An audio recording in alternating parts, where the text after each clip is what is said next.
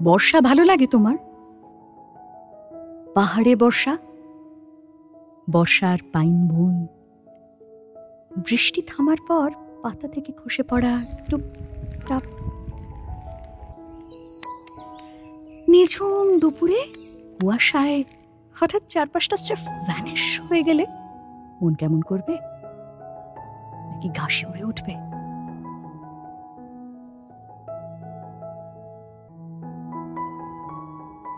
এক রাতের মধ্যেই প্ল্যানটা করলাম জানো।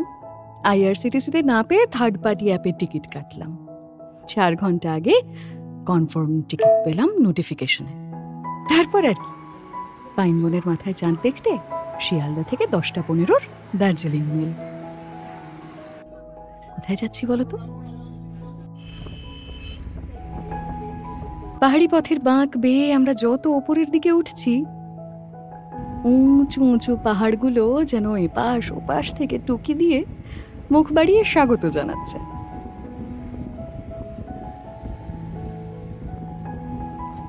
ঠান্ডা হিমেল হাওয়া চোখে মুখে আদর বুলিয়ে যাচ্ছে, চুলে বিলি কেটে দিচ্ছে।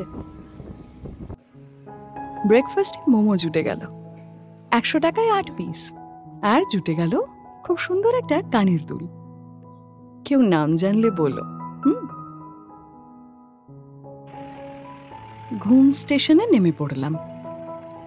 সেখান থেকে একটা রাস্তা চলে যাচ্ছে দার্জিলিং এর দিকে, আর একটা লেপচা জগৎ শুকিয়া হয়ে মিরিক।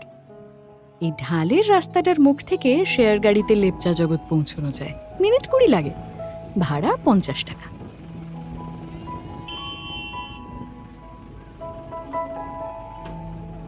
এই রাস্তাতেই বৃষ্টি নামলো, আর আমার কোনো আন্দাজ ছিল না এই বৃষ্টি, মেঘ, কুয়াশা কি নিয়ে অপেক্ষা করছে আমার জন্য। পৌঁছে আমি কি দেখতে চলেছি,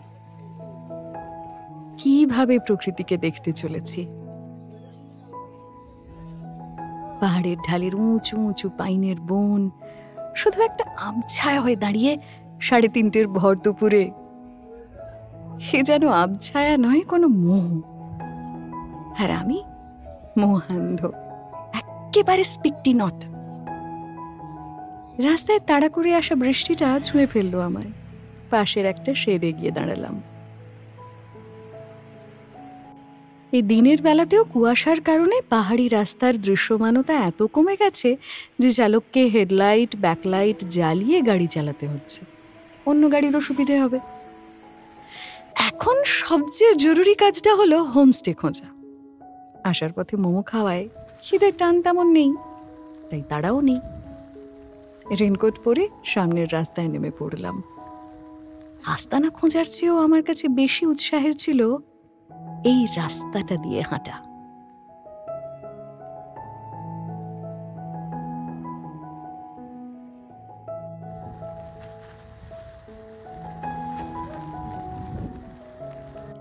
একটা রুম জুটে গেল। জানলা বন্ধ না থাকলে এই কুয়াশা এক্ষুনি ঘরে এসে ভিজে হাতে ছুঁয়ে যেত আমায়। ঘরে গোল হয়ে বসে আড্ডা জুড়ে দিত নির্ঘাত। ফ্রেশ হয়ে 1 কাপ গরম চায়ের সাথে প্রায় 7000 ফুট উঁচুতে এক পাহাড়ি হোমস্টের চৌখুপি জানলায় চোখ রেখে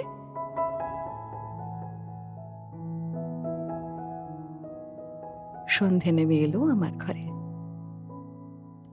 শুরু হলো আমার সোলো অবসর যাপন।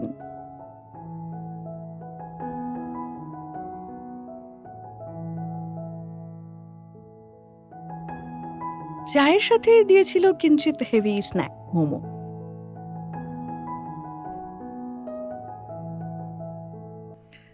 ঘড়িতে বাজে 6:30। আমি টিফিন খেয়ে রওনা দিচ্ছি এখন একটু বাইরেটা দেখবো বলে।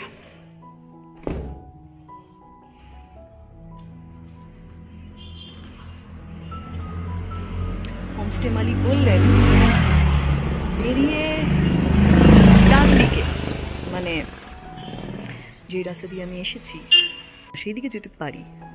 আর এই যে পাইন বনের জঙ্গল, সেখান থেকে চিতা দেখা দিয়েছে, তাই আপাতত ওদিকে যাওয়া যাবে না এখন সন্ধেবেলা। বৃষ্টি থেমে গেছে, ফাঁকা জায়গাটায় এলাম যেখানে ঘন্টাখানেক আগে শেয়ারের গাড়িটা নামিয়ে দিয়ে গেছে আমাকে।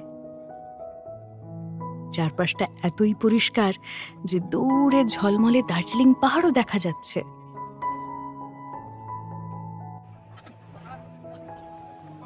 অনেকক্ষণ এক মনে তাকিয়ে থাকা যায়, তাই না? ভীষণ সুদিং একটা দৃশ্য। আর এই দৃশ্যে এসে আমি পৌঁছেছি গতকাল হুট করে যাত্রা শুরু করার পর। পাইন বনে চাঁদ দেখার যে মোহ, সেটা নিয়ে বেরিয়েছিলাম এবারে। এই মুহূর্তে লেপচা জগতে এসে পৌঁছেছি। যারা পাহাড়ে অনেকবার ঘুরেছেন তারা জানেন যে লেপচা জগতে প্রচুর পাইন গাছ রয়েছে, পাইনের বন রয়েছে। অন্ধকারে কতটা দেখা যাচ্ছে বুঝতে পারছি না, কিন্তু আমার বাঁদিকে পুরোটাই পাইনের জঙ্গল, আর ডান দিকে বেশ কিছুটা গেলে পাইনের বন রয়েছে, যেটা সানরাইজ পয়েন্ট। আর সন্ধ্যের পর আজ আমাকে সেখানে যেতে বারণ করা হলো, কারণ ইদানিং চিতার দেখা মিলছে নাকি। আর আমি সরে গেলেই ঝিকমিক করে উঠছে দার্জিলিং শহর, আমাদের বড় প্রিয় এই শহর। একটু ছুটি পেলেই আমরা চলে আসি, মণিমুক্ত খচিত দার্জিলিং ঝিকমিক করছে। কিন্তু না, এবারের এই সফর তো দার্জিলিং ঘুরতে আসা নয়। বলে যে পূর্ণিমার আগের দুদিন আর পরের দুদিন আকাশে চাঁদ ঝকমক করে, একেবারে পরিষ্কার দেখা যায়। তো আজ হচ্ছে পূর্ণিমার পরের সেকেন্ড দিন। 11ই জুন পূর্ণিমা ছিল, আর আজ 13ই জুন, ঘড়ি বলছে 7:40 বাজে। দেখা যাক চাঁদের দেখা পাওয়া যায় কিনা। তারপর তো খুঁজবো যে পাইন গাছের মাথায় চাঁদ দেখতে কেমন লাগে। যদি সম্ভব হয় আপনাদেরও সেটা দেখাবো। দেখে বুঝছেন নিশ্চয়ই বেশ ঠান্ডা এখানে। মাথায় ছিল না গরম জামা কিছু প্যাক করার, আর এত তাড়াহুড়োতে বেরিয়েছিলাম। তো আপাতত আপনারা বেশ কিছুক্ষণ এই দৃশ্য দেখতে পারেন। আমি ওয়েট করি চাঁদের, যদি দেখা পাওয়া যায় তাহলে নিশ্চয়ই দেখাবো।